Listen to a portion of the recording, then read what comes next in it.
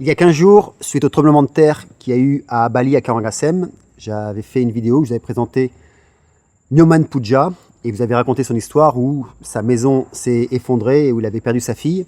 Donc ça fait partie des 300 maisons qui se sont effondrées. Et au village de Ban, il faut savoir que 90% de maisons se sont effondrées. Et suite à ça, nous avons promis que nous allons reconstruire sa maison.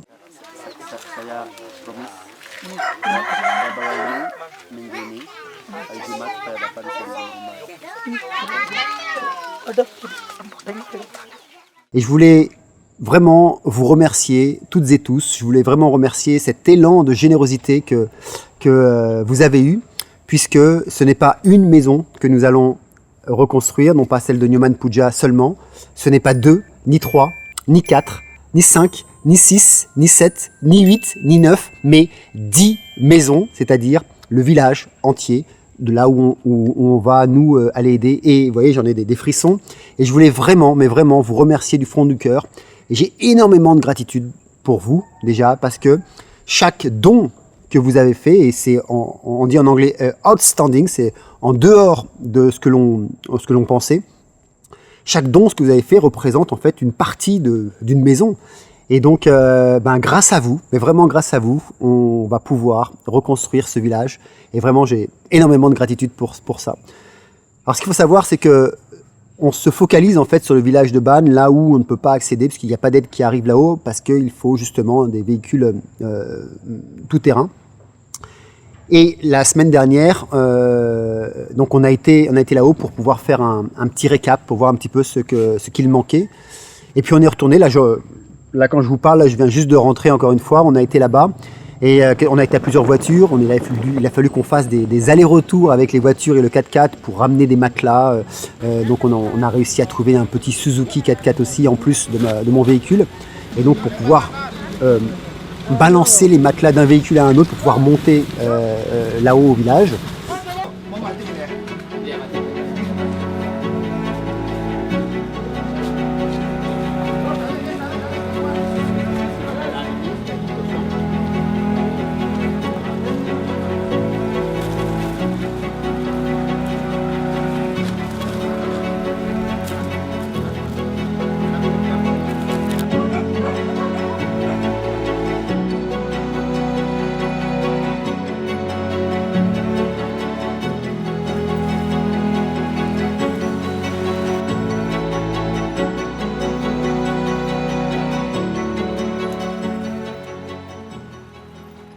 Et puis, ce qui était extraordinaire, c'est que pour la deuxième fois qu'on a été là-bas, comme on est arrivé et puis on a parlé à ces villageois en leur disant qu'on allait reconstruire leur maison, tout de suite, on a pu voir les sourires qui ont grandi, les yeux qui se sont illuminés.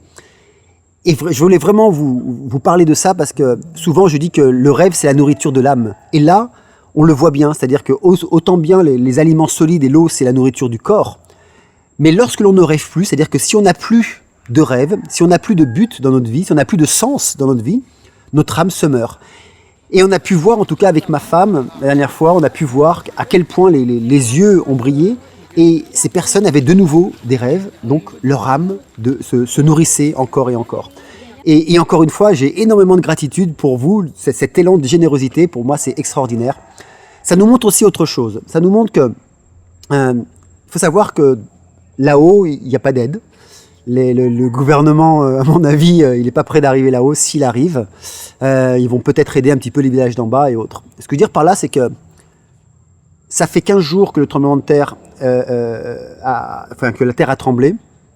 Et déjà, là, on va pouvoir commencer, d'ici à peu près une semaine à 15 jours, commencer à préparer les maisons.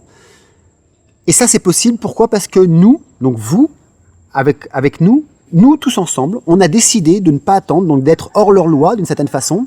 C'est-à-dire qu'on n'attend pas des décisions politiques, on n'attend pas des décisions d'aide et autres pour se dire est-ce que ça va venir ou pas, est-ce que l'argent va arriver ou pas jusqu'au bout, est-ce qu'avec toute la corruption qui existe aussi.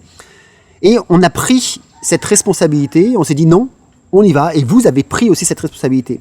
Ça montre quoi ? Ça montre surtout que si on veut faire un changement réel dans nos vies, on n'a pas besoin des États, on n'a pas besoin des aides gouvernementales, absolument pas. On doit juste se prendre en main et y aller. et croire en quelque chose, et quoi qu'il arrive, on avance, on n'a pas besoin des autres. En tout cas, je parle du gouvernement quand je dis des autres, hein, absolument pas de nous, mais nous, on a besoin de nous, mais absolument pas des gens du gouvernement. Et ça, pour moi, c'est le message le plus important qui ressort en fait de cette histoire, c'est que, effectivement, comme je dis souvent dans mes vidéos, ils peuvent bien vouloir faire ce qu'ils veulent avec leurs idées pour changer le monde ou faire ce grand reset, peu importe. Nous, on peut décider de faire autre chose.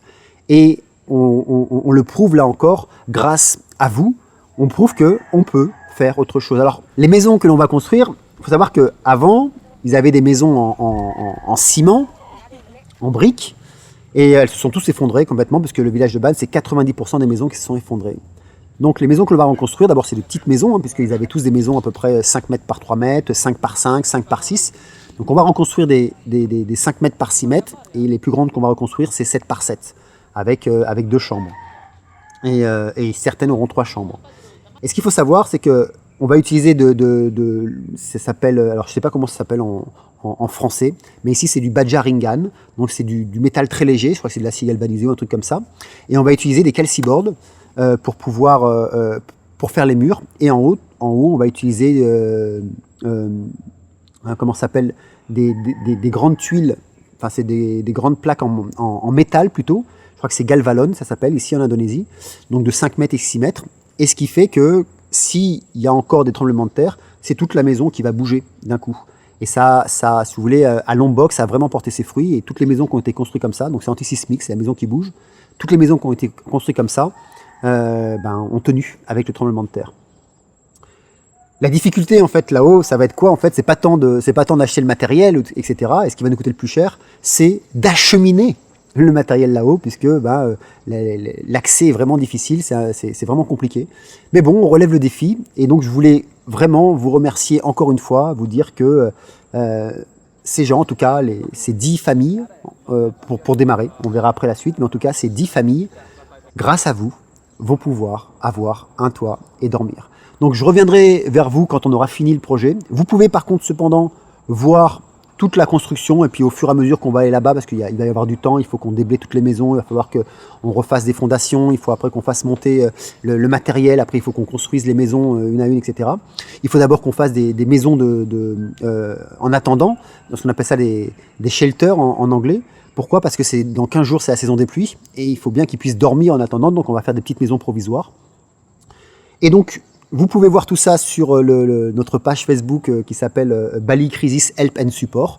Donc depuis déjà des années, hein, on est sur le terrain pour accompagner les personnes lors de tremblements de terre, d'éruptions volcaniques ou aussi de tsunamis.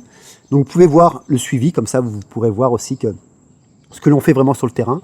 Donc Bali Crisis Help and Support sur Facebook, je vous mets le lien dans la description, vous l'avez aussi qui s'affiche à l'écran. Et puis je reviendrai vers vous pour vous faire voir ce que nous avons construit ensemble, c'est-à-dire vous et nous ici avec eux, puisqu'ils vont aussi mettre la main à la pâte, ce que ensemble, en tant qu'être humain, on peut faire alors que l'on ne se connaît pas. Et c'est ça pour moi la vraie relation d'âme, c'est ça en fait l'essence même de l'humanité, c'est-à-dire que il est possible de faire des choses qui nous dépassent, même si on ne sait pas comment faire. Je ne suis pas constructeur de maison, je ne sais pas du tout comment ça fonctionne. Et bon, on apprend. On a la chance d'avoir, il y a notre association qui vient nous aider, il y a des architectes ici, des amis architectes qui vont nous aider, qui dessinent, voilà, qui dessinent les maisons, qui vont nous faire les plans, qui vont nous permettre de rencontrer on appelle ça des toucans, qui sont des artisans, en fait, pour aller sur le terrain. Et on va espérer qu'ils veulent bien dormir là-haut, parce qu'il n'y a pas d'eau. Là-haut, c'est compliqué, il n'y a pas d'eau du tout. Tout est sec, le village est au-dessus des nuages, en fait, à côté du volcan. Donc quand il pleut ici, il ne pleut pas là-haut, il pleut que très très rarement, à peine 2 mois dans l'année. Donc voilà, et tout ça pour dire que cette force d'âme que l'on a, nous, en tant qu'êtres humains, c'est ce qui fait que nous sommes des êtres lumineux. Et vraiment, je voulais vraiment vous remercier. N'oubliez jamais ça, c'est que on peut toujours choisir une autre direction, et qu'on n'a pas besoin, absolument pas besoin d'attendre que des hommes politiques prennent des décisions pour nous. On peut prendre les devants. Voilà, juste c'est mon message que je voulais vous faire passer, et surtout aujourd'hui. C'est-à-dire que si on arrête d'attendre les décisions politiques, et puis qu'on leur dise, écoutez, nous, vos décisions ne nous intéressent plus, on va décider, nous, là où on veut aller, on peut mettre des choses en place. Et je pense que c'est vers là qu'il va falloir se diriger, sauf ceux qui veulent aller dans la direction où les gros dinosaures vont s'effondrer. Mais en tout cas, pour nous, ce n'est pas le cas. Je vous remercie encore du fond du cœur, énormément de gratitude pour vous. Vous mettez des sourires dans le cœur des enfants. Voilà, les enfants qui sourient, qui sont heureux, les visages qui sourient parce que vous avez redonné du rêve à ces gens, de redonner un espoir, un sens de vie, et puis redonner un toit pour dormir. Je vous dis à très bientôt. Merci encore.